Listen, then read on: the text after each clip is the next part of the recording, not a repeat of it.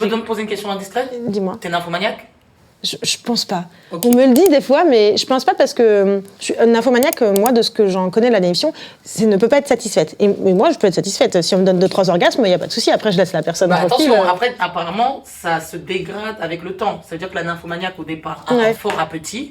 Et après, au fur et à mesure qu'elle teste justement des sexualités extrêmes, son appétit augmente. Okay. Et donc, du coup, elle n'est plus satisfaite parce qu'elle a un appétit hors norme. Ah oui. Plus lui...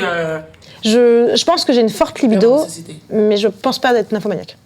Mais je pense que j'ai une forte libido, c'est vrai. Je suis plus dans la... Et c'est ce qui m'a posé problème avec mes précédentes relations, parce que j'étais avec des hommes qui avaient une faible libido, et ça matchait pas du coup, parce que moi j'en souffrais beaucoup, et il y avait conflit sur ce sujet-là. Mais t'as un gros appétit quand même. Oui, j'ai une forte libido. Oui, ça c'est sûr. J'ai une forte libido. En moyenne, toi, si tu couches pas, en moyenne, au bout de combien de temps tu te dis qu'il y a un problème? Au moins, enfin, là c'est compliqué parce qu'on vit pas ensemble. Lui, il est resté dans notre ville d'origine et moi je suis partie du coup. Mais je dirais que si je vis avec la personne, je dirais 1 fois par semaine. Et quand je vis pas avec la personne, c'est au moins 1 fois à chaque fois qu'on se voit. Donc là, on se voyait en moyenne toutes les 3 semaines. Ok.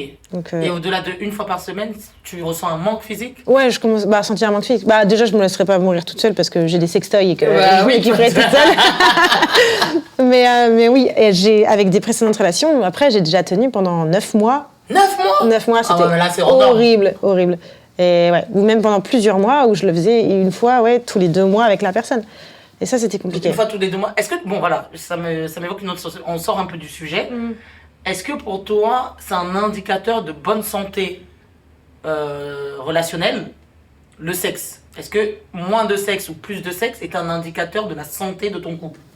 Dans un couple classique. Pas dans un couple où tu es avec une personne qui est un petit peu asexuelle ou tout ça. Ouais, dans un couple normal, je pense que c'est un bon indicateur de la bonne santé relationnelle du couple et de la bonne santé de la personne. Pour moi, c'est les deux. Okay. S'il n'y a pas de raison que tu n'aies pas de libido parce que c'est pas comme ça que tu fonctionnes de base, pour moi, c'est qu'il y a un problème de santé. Et ça, c'est entre guillemets vérifié. Mon premier mec, il était obèse. Et souvent, en général, quand tu prends beaucoup de poids et que tu es malade sur ce point-là, tu n'as plus de confiance en toi, tu as des problèmes de libido aussi. Et mon deuxième, il était accro aux jeux vidéo. Et ça, c'est pareil. Souvent, il y a moins d'efforts à faire pour avoir les endorphines et tout, et de la dopamine, que quand tu fais des rapports. Donc, mais un bon... Toi, on va t'embaucher. Hein. T'as des bonnes réponses aux questions. Là, c'est même plus, j'ai envie d'aller dans un autre sujet. Mais ok.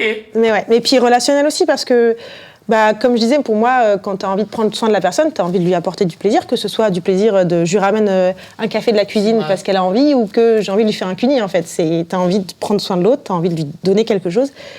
Et si tu n'as pas ce désir-là pour l'autre, c'est qu'au fond, il y a un problème dans ton couple. C'est que tu n'as pas envie de l'autre, en fait. Ouais, c'est vrai. Donc, c'est un indicateur.